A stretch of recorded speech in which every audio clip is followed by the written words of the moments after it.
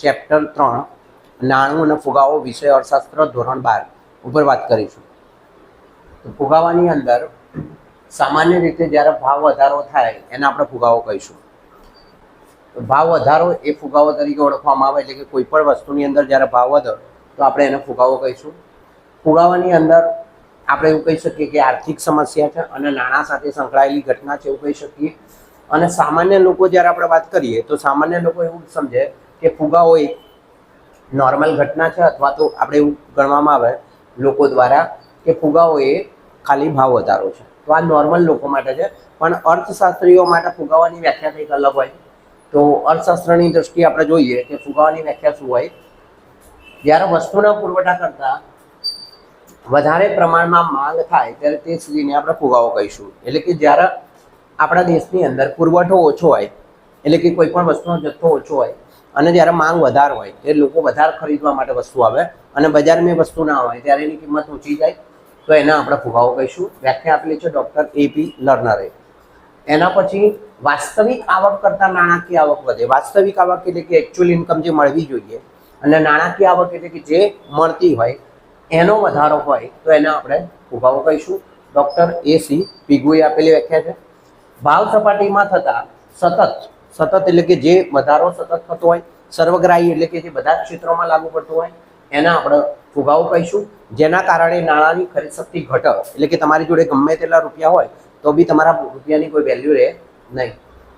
Doctor JM કેઇન્સ એવું માને છે કે ફુગાવાની સાચી સ્થિતિ કોને કહેવાય કે જ્યારે તમારા સાધનોની પૂર્ણ રોજગારી પછી, પૂર્ણ રોજગારી એટલે કે આપણી પાસે જે સાધનો છે જમીન, મૂડી, શ્રમ નિયોજક, એમાં જે શ્રમ છે એને પૂર્ણ રોજગારી પ્રાપ્ત થાય, અને પૂર્ણ રોજગારી પ્રાપ્ત થવાના કારણે બધા જ લોકોને નોકરીઓ મળે, બધા જ આપણા સાધનો કામે લાગે અને એના કારણે પૂર્ણ રોજગારીની સ્થિતિ ઊભી થઈ, જેને આપણે ફુગાવા તરીકે ઓળખીશું. કેમ કે પૂર્ણ રોજગારીની સ્થિતિ પછી પણ ભાવ વધશે તો આપણે એને ફુગાવો તરીકે જોઈશું. લાક્ષણિકતાઓ એની જોઈએ તો લક્ષણોમાં ભાવ સપાટીમાં વધારો થવો એક એનું લક્ષણ છે.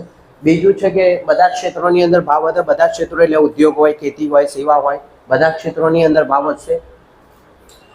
નાણાંનું મૂલ્ય એટલે કે એની ખરીદ શક્તિ ઘટતી જાય છે. અગાઉ આપણે જોઈ ગયા છીએ કે ખરીદ શક્તિ ઘટે કેવી રીતે ઘટે, કે નાણાંનું તમારું જે મૂલ્ય છે એ ઘટી જાય. તમે ગમે તેટલા રૂપિયા લઈને આવો બજારમાં તો બી તમને એનાથી કંઈ પૈસા મળે, મતલબ એનાથી કોઈ વસ્તુ તમને મળે નહીં, મતલબ કે ઓછી વસ્તુ મળે. જ્યારે તમારી જોડે બહુ બધા રૂપિયા પણ વસ્તુ ઓછી મળે એને નાણાંની ખરીદ શક્તિ ઘટી કહેવાય. પૂર્ણ રોજગારીની સ્થિતિ વધતા ભાવ સપાટી ફુગાવો કહેવાય.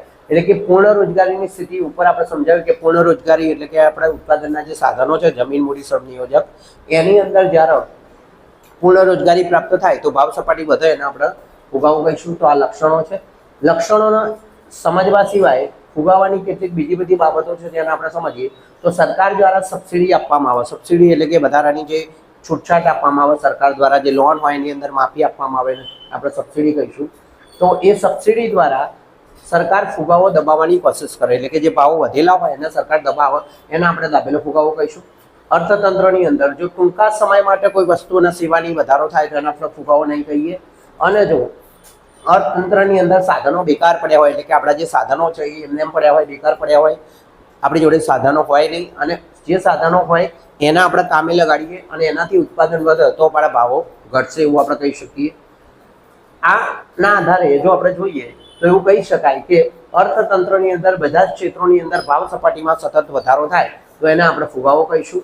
અને પૂર્ણ રોજગારીની સ્થિતિ પણ પછી પણ ભાવ વધે તો એને પણ આપણે ફુગાવો કહીશું. આના આધારે ફુગાવાના જો આપણે કારણો જોવા જઈએ તો ફુગાવાના મુખ્ય બે કારણો છે. એક છે માંગમાં વધારો થવો અને એક છે ખર્ચમાં વધારો થવો. હવે માંગમાં વધારો થવો અને ખર્ચમાં વધારો થવો એ કિંમત કેવી રીતે વધશે એના ઉપર આધારિત છે. અને એના આધારે જો આપણે કિંમતની અંદર વધારો આપણે જોવો હોય, એટલે કે કિંમત નક્કી કરવાના જો પરિબળો આપણે જોવા હોય તો કિંમત નક્કી કરવાના બે પરિબળો છે, માંગ અને પુરવઠો. અને કિંમતની અંદર જ્યારે વધારો થાય એટલે કે જ્યારે એના પરિબળો જોઈએ તો આમ જોવા જઈએ તો નોર્મલ સ્ટેજ ઉપર બે જ પરિબળો આપણી પાસે આવશે અને બે પરિબળો એ કારણો બનશે. એટલે કે ફુગાવાના કારણો બે છે, માંગમાં વધારો થવો અને ખર્ચમાં વધારો થવો.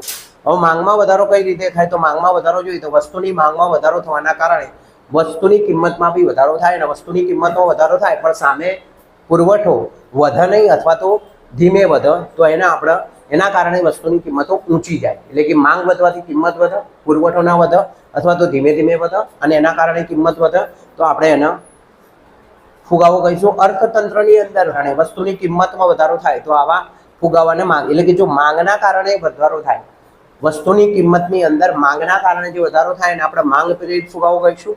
અને વસ્તુની માંગમાં વધારો થવાના કારણો આપણી પાસે 3 છે. એક છે નાણાંના પુરવઠામાં વધારો થવો, સરકાર દ્વારા જાહેર ખર્ચમાં વધારો થવો, અને ત્રીજું છે વસ્તી વધારો. તો નાણાંના પુરવઠામાં વધારો જોઈએ તો નાણાવાદી એવું માને છે કે નાણું જો કોઈ પણ અર્થતંત્રની અંદર નાખવામાં આવે, એટલે કે કોઈ પણ દેશ જે નાણાં દ્વારા ચાલતો હોય અને એ દેશના લોકોની જો નાણાકીય આવક વધશે તો એ લોકોની જોડે પૈસા આવશે, અને જો એ લોકોની જોડે પૈસા આવશે તો એ લોકો વસ્તુ ખરીદવા માટે બજારમાં જશે, જેના કારણે વસ્તુ અને સેવાની માંગમાં વધારો થશે. તો આ રીતે આપણે ફુગાવો સર્જાય છે એવું કહી શકીએ. મેચલબે એવું કીધેલું છે કે જ્યારે બહુ જ બધું નાણું થોડીક વસ્તુઓને પકડવા માટે દોડે તો આપણે એને ફુગાવો કહીશું. કે માની લો કે તમારી જોડે બહુ બધા પૈસા છે પણ એ પૈસાની મદદથી તમે થોડીક જ વસ્તુ ખરીદી શકો તો એ તમારા ફુગાવાની નિશાની છે એવું આપણે કહી શકીએ. સરકાર જાહેર ખર્ચમાં વધારો કરે તો ભારત જેવા વિકસિત દેશોની, વિકાસશીલ દેશોની અંદર કે જે વિકાસની પ્રક્રિયામાં સામેલ હોય એવા દેશોની અંદર વિકાસ માટે ઘણી આર્થિક પ્રક્રિયામાં સરકાર જોડાય અને એ આર્થિક પ્રક્રિયામાં આંતરમૂડી માળખાનું નિર્માણ કરે, જેની અંદર સરકાર જાહેર ખર્ચો કરશે અને જાહેર ખર્ચો કરવાના કારણે લોકોની આવકમાં વધારો થાય, કેમ કે લોકોને રોજગારી પ્રાપ્ત થાય અને આવકમાં વધારો થવાના કારણે લોકો એ વસ્તુ ખરીદવા માટે બજારમાં જશે અને એના કારણે માંગમાં વધારો થાય. માંગમાં વધારો થવાના કારણે ફરીથી પાછું કિંમતમાં વધારો થશે. તો માંગના કારણે કિંમતમાં વધારો થયો એને આપણે ફુગાવો કહીશું. તો વસ્તુ અને સેવાના ઉત્પાદન કરતાં મોટા પ્રમાણમાં નાણાંનો પુરવઠો જ્યારે અર્થતંત્રમાં ઠલવાય, એટલે કે જ્યારે વધારે પૈસા બજારમાં આવી જાય તો આપણે એને ફુગાવો કહીશું. વસ્તી વધારાના કારણે જોઈએ તો ભારતની અંદર દર વર્ષે 2% દરે વસ્તી વૃદ્ધિ થાય છે, જેના આપણે 2 કરોડ લેખે ગણી શકીએ એક વર્ષમાં, અને 10 વર્ષમાં 20 કરોડ વસ્તી વધશે એવું આપણે કહી શકીએ. આના આધારે જો આપણે જોઈએ તો માંગ વૃદ્ધિનું પ્રમાણ વધે વસ્તી વૃદ્ધિના કારણે, અને માંગ ઉપર દબાણ ઊભો થાય, અને માંગ ઉપર દબાણ ઊભા થવાના કારણે રોજિંદા જીવનની જે વસ્તુઓ છે એની અંદર માંગમાં વધારો થાય, અને વધતી જતી વસ્તી એટલા બી લોકો છે બજારમાં ગયા એટલા લોકોને આપણે જો વસ્તુ ના આપી શકીએ તો ભાવ સપાટી વધે, અને ભાવ સપાટી વધવાના કારણે જો વસ્તી સ્થિર હોય તો બી આવકમાં વધારો થાય તો આપણે એના માંગમાં વધારો થયો છે એવું આપણે કહીશું. આમ નાણાંના પુરવઠાના કારણે વધવાના કારણે આવકમાં વધારો એ માંગમાં વધારો કરે છે અને ભાવ સપાટીમાં આપણે વધારો કરે છે. તો ખર્ચમાં વધારો આપણે જોઈએ તો કિંમતને અસર કરનારું બીજા નંબરનું પરિબળ છે. પહેલું પરિબળ માંગમાં વધારો હતું, જેના આપણે ત્રણ મુદ્દાઓ જોયા. ખર્ચમાં વધારો થવાની અંદર એક છે કિંમતને અસર કરતા જે પરિબળો છે એમાં એક પુરવઠો છે, અને પુરવઠાલક્ષી જ્યારે અર્થતંત્ર હોય ત્યારે પુરવઠાના એવા સમર્થકો એવું માને છે કે જો ઉત્પાદન ખર્ચમાં વધારો થશે તો પણ વસ્તુના ભાવમાં વધારો થશે. હવે ઉત્પાદન ખર્ચમાં કેવી રીતે વધારો થાય તો એક તો કાચા માલની કિંમતમાં વધારો થાય, યંત્રોની અંદર વધારો થાય એટલે કે યંત્રોની કિંમત વધે, વીજળી વધે, લોકોના પગાર વધી જાય એટલે કે શ્રમિકોના પગાર વધી જાય, વેતનમાં વધારો થઈ જાય, વાહન વ્યવહાર ખર્ચની અંદર વધારો થઈ જાય, આ બધી જ વસ્તુના કારણે વસ્તુ અને સેવા શું થઈ જાય, મોંઘી થઈ જાય, અને એના કારણે આપણે ખર્ચ વધવાના કારણે અમલી બનેલો જે ફુગાવો છે એના આપણે ખર્ચ પ્રેરિત ફુગાવો કહીશું. અને બીજા અન્ય કારણોની જો આપણે વાત કરીશું તો એમાં આવશે કરવેરા નીતિ, આયાતી વસ્તુની કિંમતમાં વધારો અને અછત. પહેલું છે કરવેરા નીતિ, એટલે કે સરકાર જ્યારે કરવેરાની નીતિ બદલે એટલે કે કરવેરા વધારો કરે ત્યારે એ વસ્તુની કિંમત મોંઘી થઈ જાય. જેમ કે કોઈ વસ્તુ 100 રૂપિયાની હોય ને એની ઉપર 28% આપણે જીએસટી તરીકે ગણીએ તો 128 વસ્તુ આપણને મળશે, તો એના કારણે વસ્તુની કિંમત વધી ગઈ, તો એ કરવેરાના કારણે કિંમત વધી તો એ પણ ફુગાવાનું સર્જન કરશે.